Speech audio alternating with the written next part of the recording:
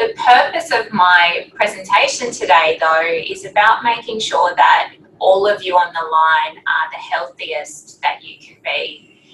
This presentation is really designed to help you, because I know when you're healthiest, you're able to help job seekers in the best way possible. So whilst some of these strategies might apply to job seekers as well, I've really focused it on making sure that you have all the skills and resources in your toolbox to be able to manage this time of uncertainty, and particularly as we know that it is a 1 in 100 year event, so it's not something we've experienced before. So whilst I get started, I'll bring on to my first slide, which is just letting you know that feelings of anxiety and worry are quite a normal response. We all have anxiety and we all have worry. Where we find anxiety becoming a problem is when the level of risk that we have in a situation does not match the level of anxiety that we have about the situation. So if you can see my hands here, where anxiety is problematic is when our anxiety levels increase over the genuine level of risk. And one of the things that's been happening in our media in the last couple of weeks, and it's recently shifted, which is positive from my perspective, is that the media has been constantly telling us all about the level of uptake or the rise in incidence rates of the coronavirus within our community and within the world. I guess that makes us feel somewhat at risk when we keep seeing that the incidence rates are rising. Earlier on, a couple of weeks ago, I tried to find out information about the people who had unfortunately passed away as a result of the coronavirus, and that information was really difficult to find.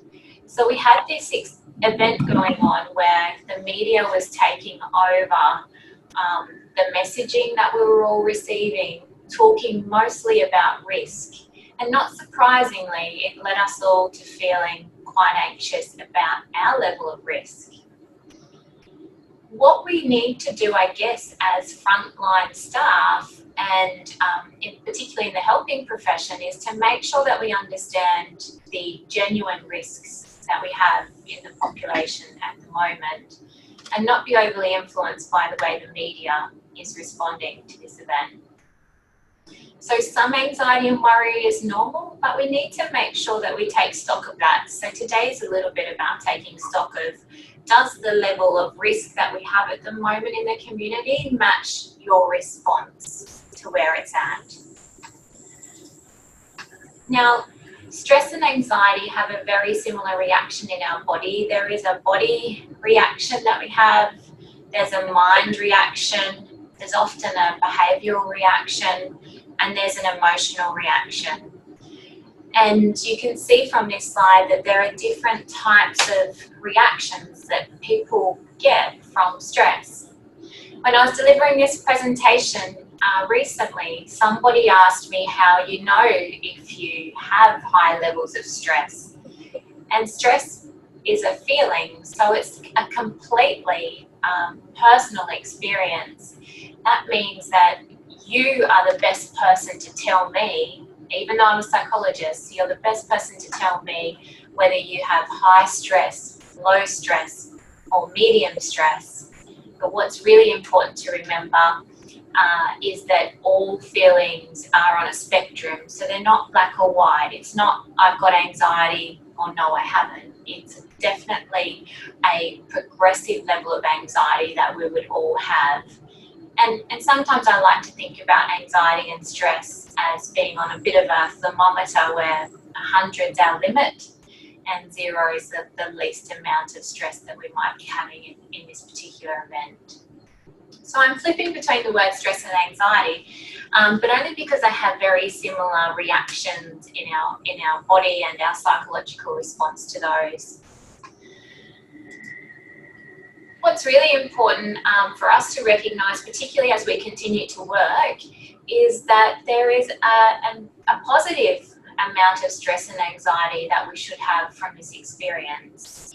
And if we look to the slide now, you can see on this horizontal axis here that low stress, if we consider that on my analogy before, at 0, and high stress at 100, and the other axis here is showing us our performance. So performance, if we think about that, would mean how productive we are at work, how we perform in relationships, how we perform at home as parents, or how we perform with our peers. You can see this slide shows you that there's an optimum level of stress or anxiety that's important for us to achieve our highest level of performance. It's almost about 25% here on this normal curve. So 25% of stress or anxiety would lead to our highest peaked performance here. When we get to 50% anxiety or 50% stress, you can see that our performance actually increases a little bit here. And it's the optimum level of stress or anxiety to achieve performance. However, when we get down to this other side of stress and anxiety, you can see that 100% anxious leads you to quite low performance over this side. So this is my favourite slide, by the way, in this presentation, but it's quite an interesting slide because it tells you that some level of anxiety about our current situation will help you to perform better. But too much anxiety or too much stress about the current circumstances will lead you to underperforming at work and also at home. So what do we do with this then? How do we work out, firstly, if we are over the threshold for anxiety, and I'm saying that the threshold is about 75 out of 100. If you're feeling more than 75% stressed or more than 75% anxious about the current situation, there are some strategies that you'll need to put in place to help to give you some resources to get back into that performance zone. So the model that I'm proposing today that we all consider is the Thrive model. And this is a model to help you to build your individual personal resilience during this time. So Thrive is an acronym, and it stands for having good time management, having helpful thinking, being reasonable about the current situation, increasing your connectedness during social distancing, looking to your values and making sure there's an opportunity for enjoyment. So let's start with the first one, time management. So it's not surprising to many of you, and I'm certain this is a part of the day-to-day work that we do in employment services anyhow, is that we need a to-do list and a prioritising list. We need to contain our workday as well. If we're working from home, then we need to make sure we contain what is work and what is home activities. And your day is going to need to probably be broken up a little bit. Setting up a good workspace at home is also really important. Having the opportunity to not have clutter in that space and dedicating that workspace just to work will help to make sure that you're psychologically on point when you're sitting down to do your work. And again, it brings me back to that performance zone and making sure that the level of stress and anxiety in your life is less than 75 but more than 25. It's often the reason why we tell people not to do their work on the couch at home in front of the TV, because that's the time where we want to relax our bodies and decrease the stress that we have. So finding an optimal space at home is really important. So I'm not going to go too much more into time management because I think it's somewhat self-explanatory and I think it's a general practice that you're already doing. But let's talk about helpful thinking. That's the H in this. When we think about helpful thinking, and I mentioned before that risk needs to equal the level of anxiety that you have. The current thoughts that we're having are definitely related to some factors that are going on in nature and some factors that are going on for you individually. So firstly, what's the chance of and probability that I might get contaminated? What are the probable impacts if I do? I'm a young and healthy person, so would that actually impact me? And what about is it quite severe for my family or for my others? Would there be catastrophic consequences should that impact me? So those types of evaluations are going on in our minds without us even thinking about it. On top of that, we also have this sense of personal responsibility around the current circumstances in relation to our ability to control this. How do we control this if we're practicing all the proper hygiene and sanitisation practices? How do we control what's going on in the world at the moment? We obviously also have concerns for our older relatives, and we have some concerns for other vulnerable people in the community, and our job seekers are in that space. Previous experiences, if we've ever had any other previous experiences, that would be affecting our perception of risk. And also the grief associated with our current circumstances. Life as we know it will probably not continue in this way moving forward, and we know that to be the case, particularly in the next couple of months. But what will the world look like at Christmas? There is a level of grief that we all feel about losing the old way of doing things. So all of those factors contribute to how much we perceive we're at risk in the current uncertain circumstances of the world. But what I want you to consider about this is the way that we might be able to manage our perceptions of risk through helpful thinking. And I'll just explain what this model is. It's the ABC model, and it talks about a particular event that's happening, like the outbreak and the coronavirus, the thoughts that you might have about that, and particularly in relation to your level of risk, and then the consequent feelings, and how that then might lead you to behaving. This is a good one here. If some people I'm talking to are saying to me the thoughts that are going through their minds are, what if this happens to me? What if I get sick? I can't cope with all of these changes that are going on in the world, which is leading them to have these particular feelings of anxiety, sadness, and stress. I'm sure you're not surprised to know that those types of negative feelings then lead to other negative behaviours such as avoidance, overeating, sometimes drinking alcohol excessively, and other types of negative behaviours that we generally see. So the helpful thinking model is really important for you to recognise what particular thoughts you're having now in relation to the current events. So I'm just going to give you a moment to think about that for yourselves. If you had to complete this exercise and fill in the particular event we know, but what are the thoughts that are going on in your mind? And don't let anyone tell you that that voice in your head is something else. We all have that voice in our head, and that's the one that I'm asking you to think about right now and find out what the script is that you're saying to yourself, because that's certainly leading to some follow-up feelings. And should those follow-up feelings be anxiety, we need to be thinking about those a little bit more deeply. So I'll give you a moment to think about that.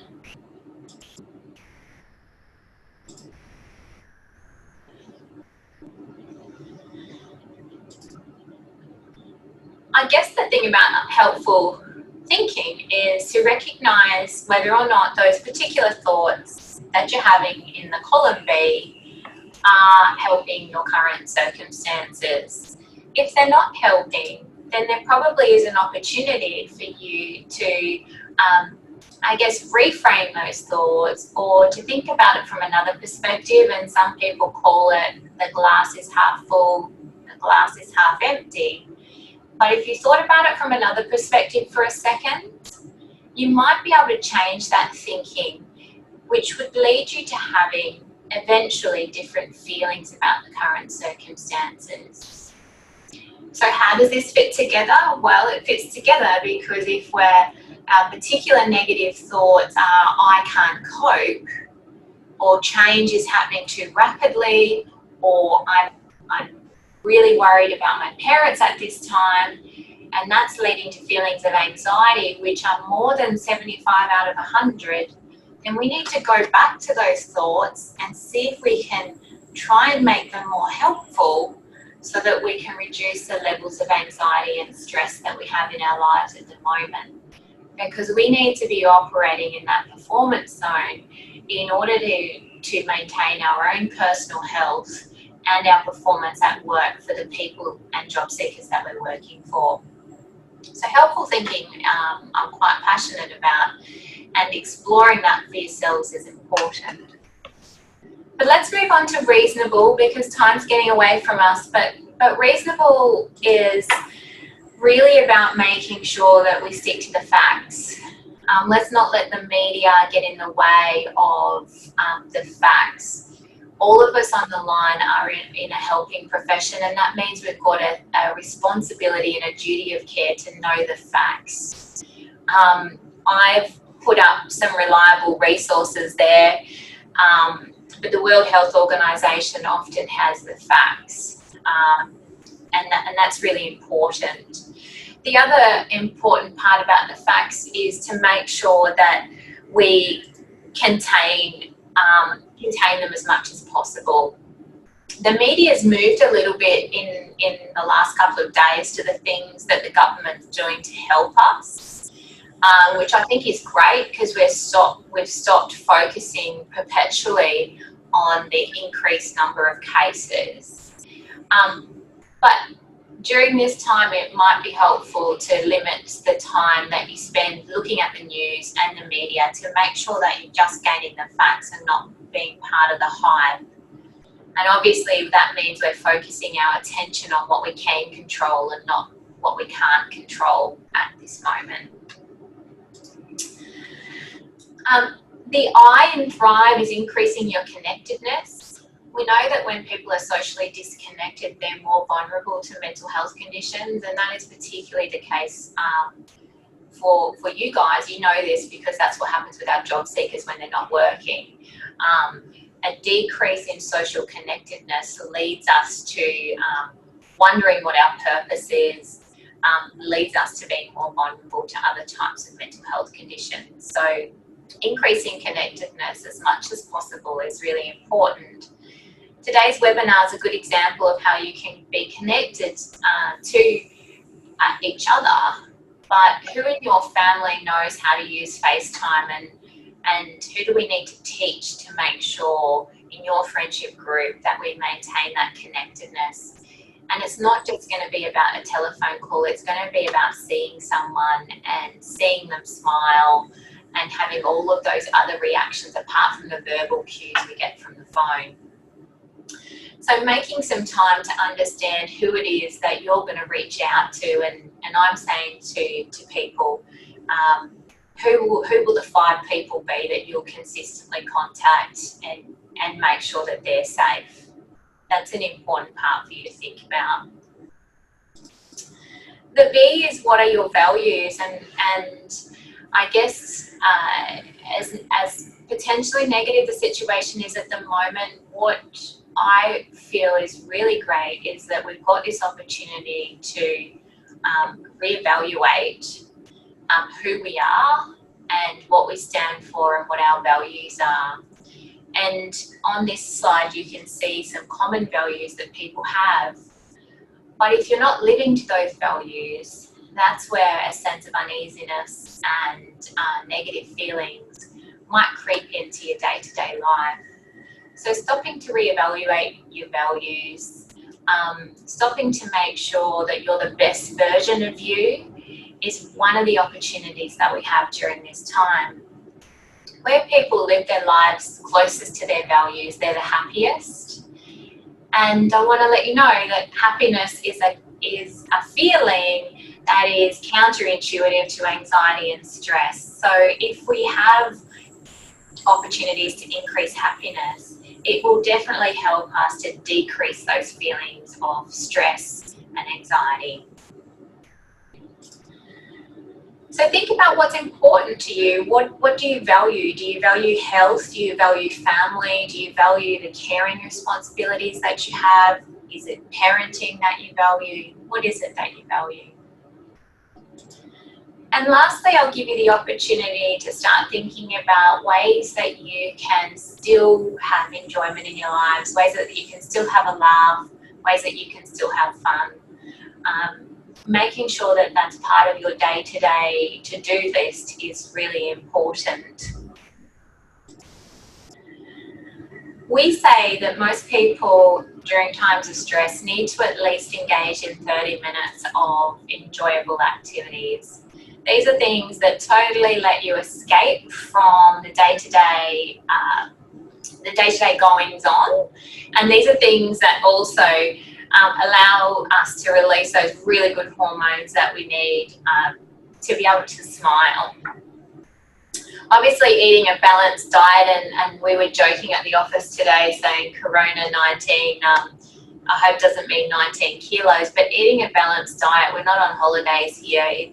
We need to make sure that our bodies are fueled as healthy as possible during this time to manage what's going on. Making time to rest is also important, and following some good sleep hygiene practices. I also feel that there are some really good resources online around mindfulness practices, and they're really helpful to use prior to going to bed to help you to get into that really relaxed state. So they're also there to help you.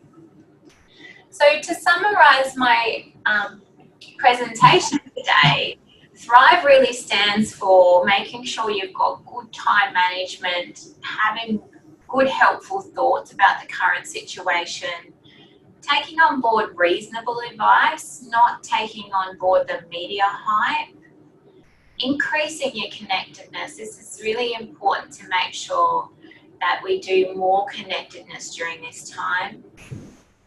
Taking stock of our values, because what a great opportunity to do that, and making sure we have fun. If I asked you to rate out of 10 in order of how effective you currently are in each of these 5 or 6 factors, that might lead you to developing a coronavirus resilience plan. And what I mean by that is, if already you think you're at 8 out of 10 in time management, what would get you to a 10?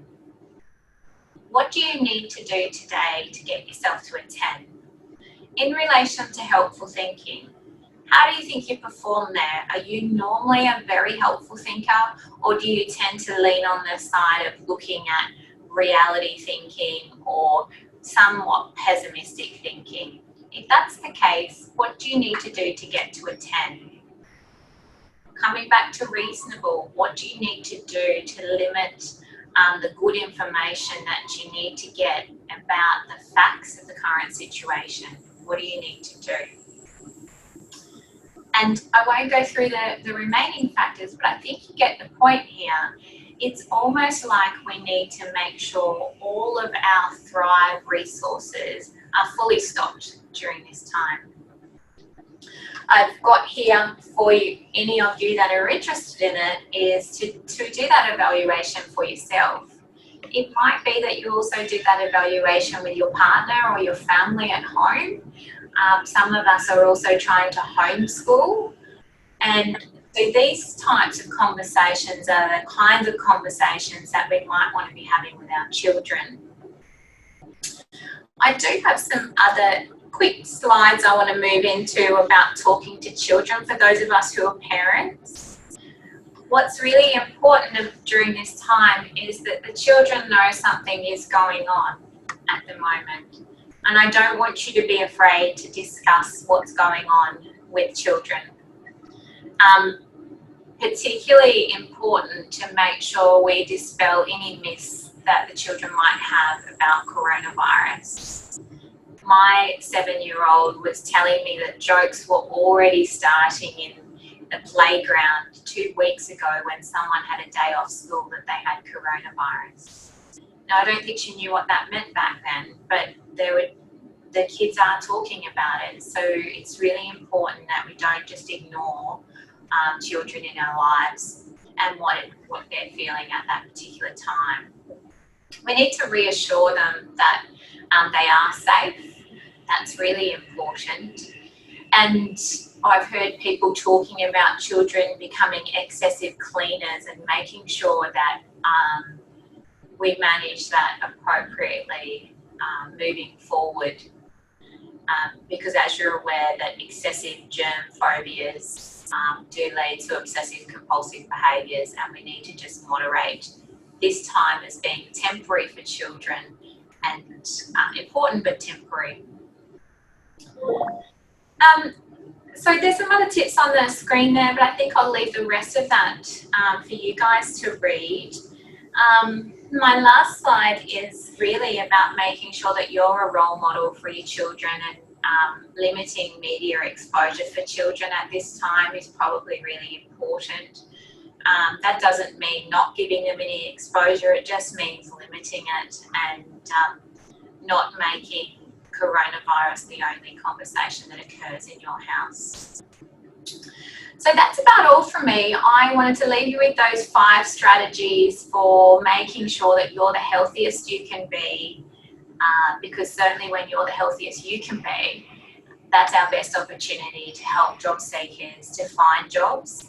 And for those job seekers who you're working with who are already in jobs, I bet they're feeling lucky. So your performance is really important to making sure that they remain in work as best as possible. So that's about all from me. I might move over and see if there's any questions that have come up. No questions, that's always good. Chats, any chats?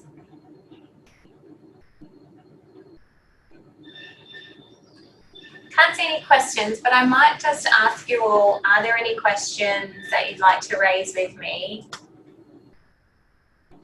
And I'll try and answer those for you now.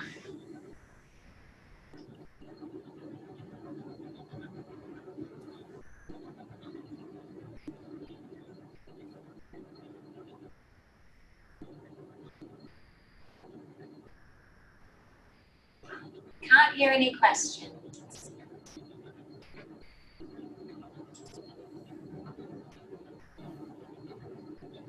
Maybe I've spoken too fast. I think I might turn over to Nunzia in a moment, but I might also just add that next Wednesday at the same time, I'm also going to be presenting information on upskilling and increasing your effectiveness of post-placement support, which I'm really passionate about because, as I mentioned before, I think for those people who are in work now, we need to keep them in work for as long as possible. And we know that work provides a source of mental health relief. So we need to make sure we're supporting people as effectively as possible during this time. So I'm going to catch up with you all again this same time next week. And it's a really good opportunity for us to socially connect, which is the I in the Thrive model. But it's also an opportunity for you to gain some new skills in a different format. So thank you everybody for listening, and thank you for your feedback. I really appreciate it. Thanks Nunzia for the opportunity. Did you want to close?